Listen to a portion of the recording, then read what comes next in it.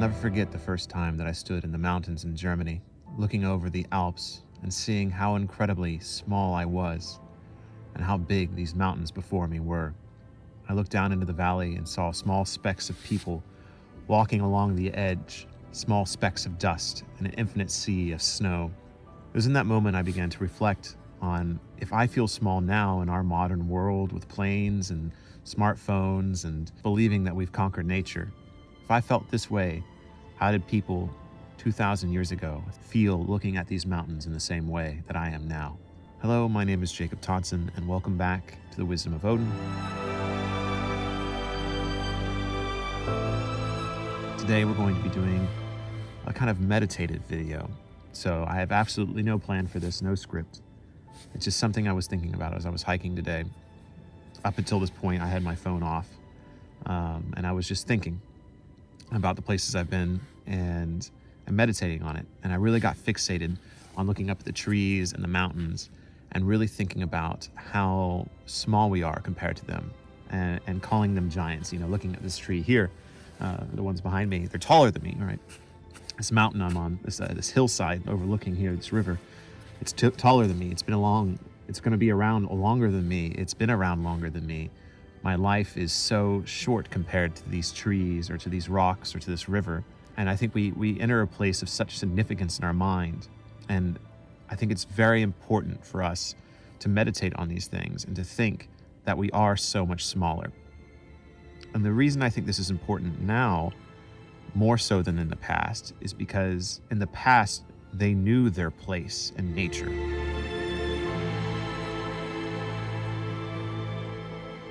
Because you couldn't conquer nature back then.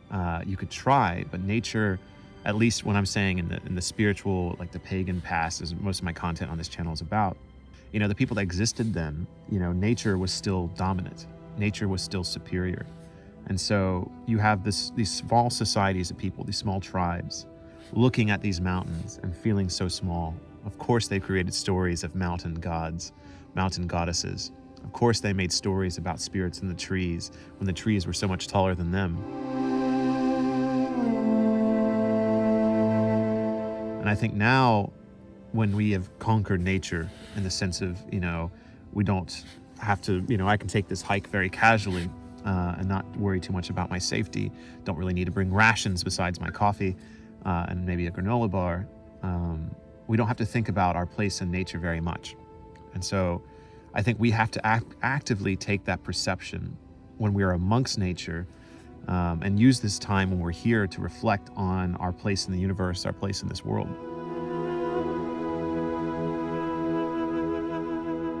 I guess what I hope this video is a way to encourage you to reflect on that as well.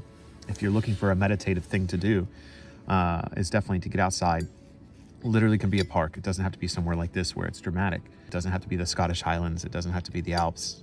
It can be anywhere in nature, because no matter what, you're going to find a tree that's taller than you. I guarantee it. And just take a walk. I highly recommend shutting your phone off. Technically right now I've been on like a 4-day digital detox at the time of filming this. And I just really tried to put myself in a different headspace when I come out and do these meditative hikes. And so not thinking about your phone so much, not thinking about social media, all these very modern things, try to put yourself into this very natural state of thought. And that way, when you're walking around, you can let these thoughts kind of come to you and kind of use this meditative thought of nature is bigger than me. And so what is my place in it? And I think what you find is that if you kind of look at nature in this way, that nature is giants, that nature is bigger than yourself, both literally and like spiritually. That these trees will live longer than you, that this mountainside will live longer than you. I think you'll find a very interesting self-reflection happen. And I don't think this is anything unique. I don't think I'm the first person, I'm definitely not the first person to suggest these kind of things. But when it comes to this channel, I think a lot of people watch it weekly, which I'm very thankful for. But I think we all need that reminder from time to time that we need to stop and reflect and meditate. And so hopefully this is that for you. And you can sit back and meditate on life, on your place in it. You know, right now I'm not really thinking about anything outside of what's around me. And I think one of the things that was very curious is that it made me feel like a kid again. One of my favorite things when I was a child was going to summer camp. Went to a summer camp where all we did was go into the woods and beat each other up with sticks and play capture the flag and build tree forts and forts in the forest and do things like that and shoot bows and arrows. And it was really fun. And for a brief moment, I felt that way again, because when I was in those woods as a kid, I didn't think anything about the world outside of where I was. I didn't think about anything beyond that forest. And now, especially into adulthood, especially in our modern world, especially with our always on lifestyles, we don't get to think like that very often. And I think when we disconnect and we get outside and we do these kind of meditations, we respect the world we see more, and we can almost feel like that kid in the woods again. And I think that's a really beautiful thing, and something that all people need, all adults need. It can be hard though. It can be hard.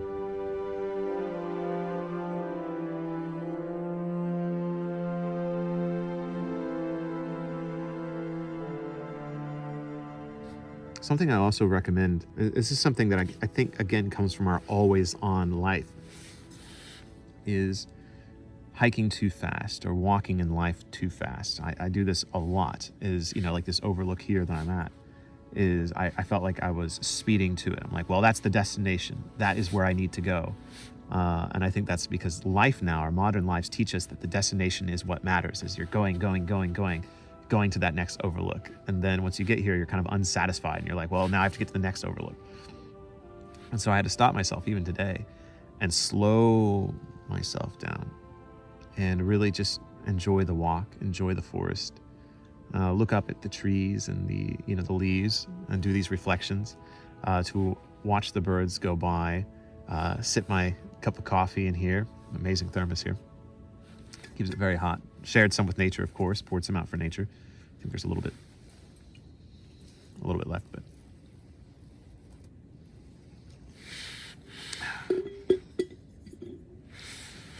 yeah, don't speed through the experience, especially if you don't get to go out very often. If life is really busy, we all get busy in life. It happens to all of us in this modern world and in life in general.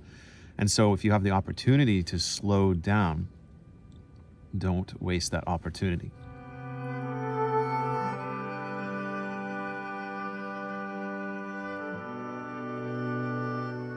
I hope you don't mind. I am just kind of rambling in this video because I think some people really enjoy that.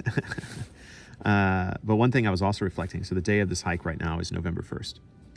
And so it's the day around Samhain, right? The Celtic transition of the year of death and everything.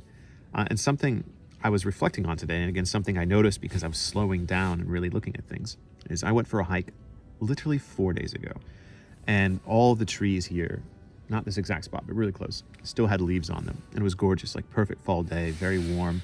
It was like 75 degrees Fahrenheit and 21 degrees Celsius, whatever that is. And yeah, it was beautiful. And then right as we have that transition, the 31st of October into the 1st of November, the temperature plummeted here.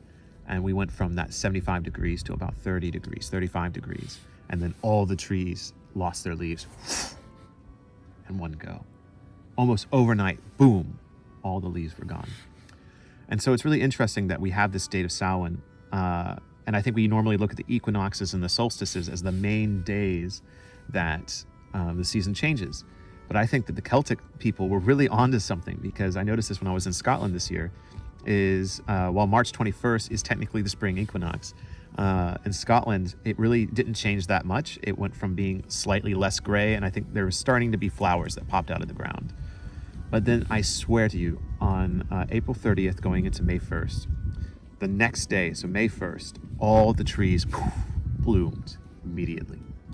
There was beautiful petals everywhere. Pollen was everywhere. And then same here, soon as that first happened on November, all the leaves gone. So obviously there's going to be days variance here because people observing the nature in the ancient past were not 100% accurate on it. But I do think it's pretty darn amazing that we look at these, these Celtic holidays and see that there are very interesting transitions that happen on these days.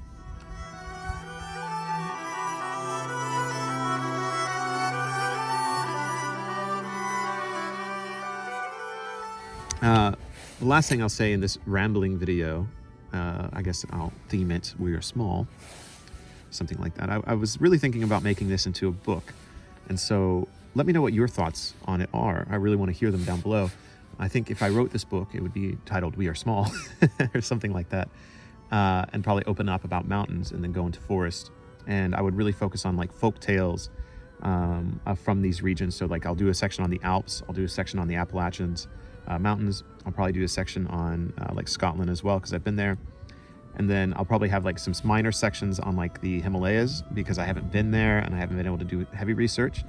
But I'll have like a small section about how religion developed, and that would be the lens, is how religion is developed amongst nature-based practices in a land full of giants. When nature is so much bigger than you, how do you react to it?